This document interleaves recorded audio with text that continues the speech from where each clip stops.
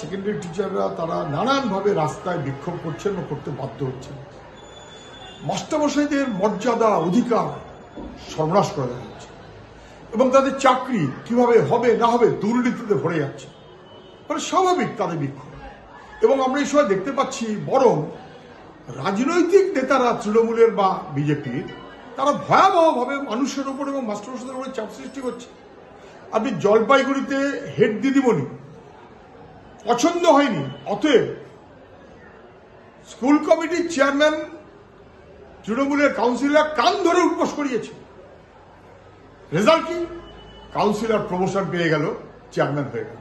ঠিক যেমন পাড়িহাটি অভয়াকাণ্ডের পর বাবা মাকে না দেখিয়ে কার্যত প্রায় গোপনে জোর করে মরদেহ পুড়িয়ে দেওয়ার ব্যবস্থা করলো যে কাউন্সিলর, তার বিরুদ্ধে শাস্তি দেওয়া উচিত, শাস্তি না দিয়ে উল্টে তৃণমূল তাকে প্রমোশন দিল, সে হয়ে গেল মিউনিসিপ্যালিটির চেয়ারম্যান। ভাবা যায় কোথায় যাচ্ছে তৃণমূল। একই রকম বিজেপি, এসআইআর আতঙ্কে মানুষ ভুগছে, বিশেষ করে মতুয়াদের ভোট নিয়ে জিতে এমপি হওয়া এবং মন্ত্রী হওয়া শান্তনু ঠাকুর মানুষ ছেড়ে দলবল নিয়ে আসামের মুখ্যমন্ত্রীর সঙ্গে বেড়াচ্ছেন ইংল্যান্ডে, লন্ডনের রাস্তায়। তৃণমূল বিজেপি মানুষের প্রতি এতে কোনো দরদ নেই, বরং মাস্টারমশাইকে কান ধরে উদ্বোস করালে সে প্রমোশন পায়। এর চাইতে লজ্জার এবং নিন্দার কিছু হতে পারে না। এর আগেও হয়েছে। এবার স্পষ্ট জলপাইগুড়িতে পরিবার সহ সবাই একই কথা বলছেন যে সুগার প্রেশার আছে, অসুস্থ, এই কাজ করা সম্ভব নয়, তা সত্ত্বেও রাত জেগে কাজ করতে হচ্ছে।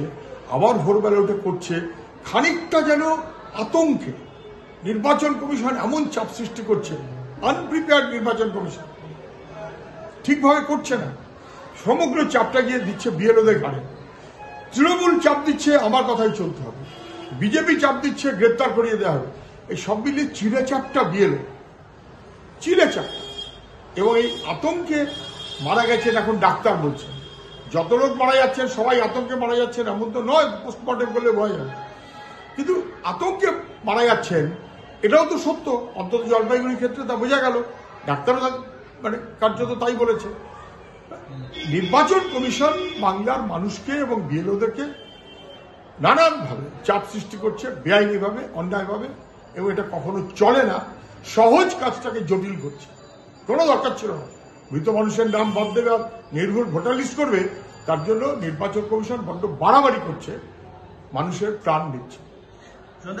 এই ভিডিওটিকে লাইক করুন, আপনার গুরুত্বপূর্ণ মতামত কমেন্টের মাধ্যমে আমাদের জানান এবং আমাদের চ্যানেলের ভিডিও সবার আগে দেখার জন্য ইউটিউবে গণশক্তিকে সাবস্ক্রাইব করুন, ফেসবুকে ফলো করুন এবং শেয়ার করুন আপনার পরিচিতদের মধ্যে।